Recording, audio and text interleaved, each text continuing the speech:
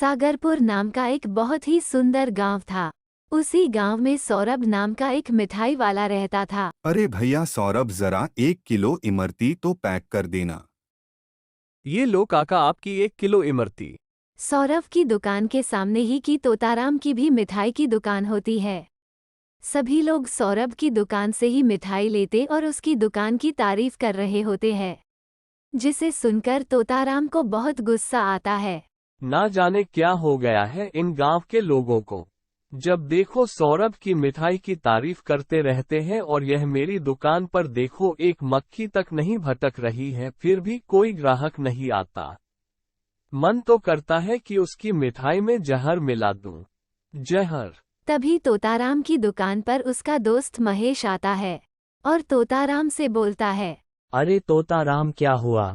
यहाँ अकेले अकेले क्या बड़बड़ा रहे हो? कुछ नहीं भैया, मैं तो बस अपनी किस्मत को कोस रहा था। देखो ना महेश भाई, मैंने इतनी अच्छी और शानदार दुकान खोली है, लेकिन सुबह से बस 2-4 ही ग्राहक दुकान पर आए हैं। फिर शाम को तोताराम अपनी दुकान बंद करके घर जाता है और घर जाकर फिर से बड़बड़ आने लगता है। ना जाने क्या मिलाता है अपनी मिठाई में जो सभी उसकी मिठाई की तारीफ करते थकते नहीं। मेरा तो मन करता है कि अभी जाकर उसकी दुकान में जाकर आग लगा दूं। अजी, क्या हो गया? क्यों इतने तमतमाए हुए हो और किसकी दुकान में आग लगाने जा रहे हो? अरे भाग्यवान एक ही तो है जिसने मेरा सारा धंधा चौपट करके रखा है। बस उसी की दुकान में आग लगाने की सोच रहा हूँ। पर मेरा तो मन करता है सौरभ की सारी मिठाइयों में जहर मिला दूं। अजी, तो देर किस बात की? यह लो शीशी। अरे भाग्यवान, ये जहर कहाँ से ले आई? अरे पगली, मुझे जेल भिजवाना है क्या? अजी आप भी ना, ये कोई जहर नहीं है। इस शीशी में वह पानी है जो सौरभ की मिठाई को बेस्वाद और बासी बना देगी। बस आपको ये पानी उसकी मिठाई के ऊपर छिड़कना है और फिर देखना इसका कमाल। अरे मेरी चमेली, क्या दिमाग पाया है तुमने? पर मैं ये करूँगा कैसे? हम सब मैं ही बता दूंगी तो तुम क्या करोगे। ये लो सीसी और खुद सोचो कैसे और क्या करना है। मैं तो चली खाना बनाना। फिर अगले दिन तोताराम और सौरभ अपनी अपनी दुकान खोलते हैं। तोताराम मौका देखकर सौरभ की दुकान पर जाता है और सौरभ से बोलता है, अरे सौरभ भाई, एक बात तो है, तुम्हारी मिठाई बहुत ही स्वादिष्ट है। इसलिए हमारे गांव वाले ही नहीं बल्कि आसपास के गांव वाले तुम्हारी मिठाई खाना पसंद करते हैं। तोताराम जी, यह सब तो ऊपर वाले की मेहर है। अरे भाई, ये दुकान के अंदर से आवाज की कैसी है? सौरभ दुकान में जाकर देखता है लेकिन उसे कोई आवाज नहीं आ रही होती। जैसे ही सौरभ दुकान से बाहर निकलता है तो वह तोताराम को उसके मिठाई पर सीसी से पानी डालते हुए पकड़ लेता है और तोताराम को बोलता है, अब समझ आया कि तोताराम आज इतनी अच्छी बातें कैसे कर रहा है। जरा बताओ कि चुपके चुपके क्या डाला रहा था मेरी मिठाई पर? तोताराम, क्या हुआ? कुछ बोलते क्यों नहीं लगता है? तुम्हें सरपंच जी के पास लेकर ही जाना पड़ेगा। अरे सौरभ भाई, मुझे माफ कर दो, मुझसे गलती हो गई। आगे से फिर कभी ऐसा नहीं होगा।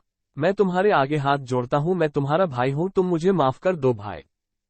ठीक है भाई, इस बार छोड़ता हूँ, मगर फिर कभी ऐसा किया तो सीधा जेल भेज दूंगा। वहां से चला जाता है और घर जाकर सारी बात अपनी पत्नी को बताता है। अरे देवी जी, तेरे चक्कर में तो आज मैं जेल पहुंच जाता। जेल? अजी, आपसे तो एक भी काम ठीक से नहीं होता।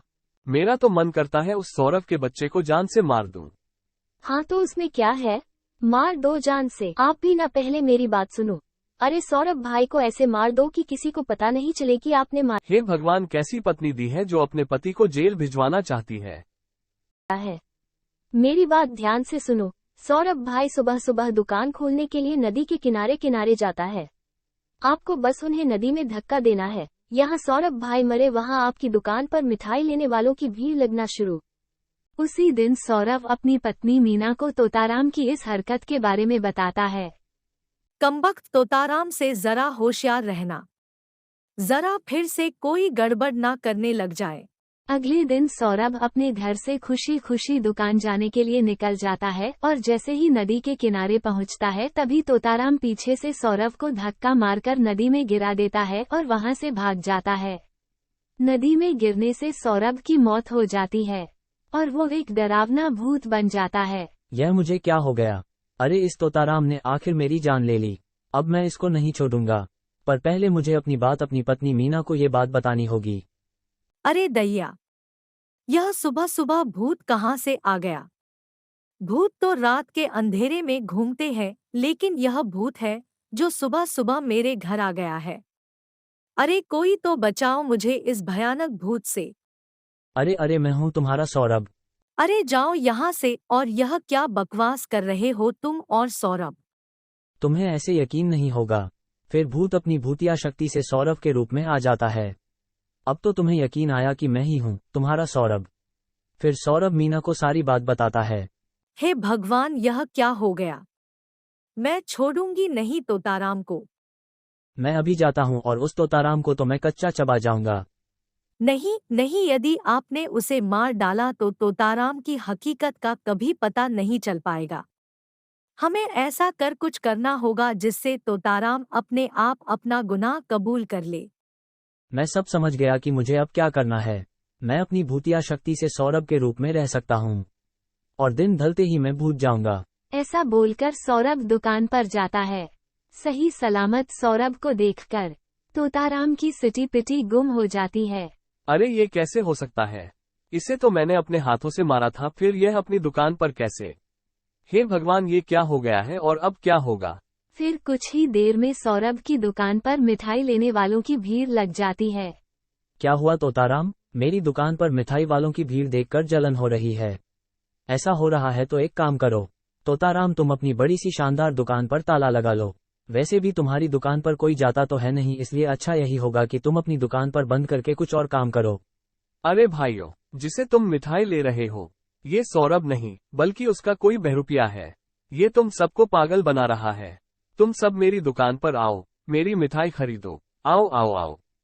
अरे तोताराम, यह तुम क्या बकवास कर रहे हो? लगता है तुम्हारी एक भी मिठाई नहीं बिकती, इसीलिए तुम्हारा दिमाग खराब हो गया है। इसीलिए सुबह सुबह तुम ऐसी बहकी बहकी बातें कर रहे हो। फिर सभी लोग जोर जोर से तोताराम पर हंसने लगते हैं। सभी लोगों की ऐसी बातें सुनकर और सभी लोगों को अपने पर हंसता देखकर तोताराम को बहुत गुस्सा आता है।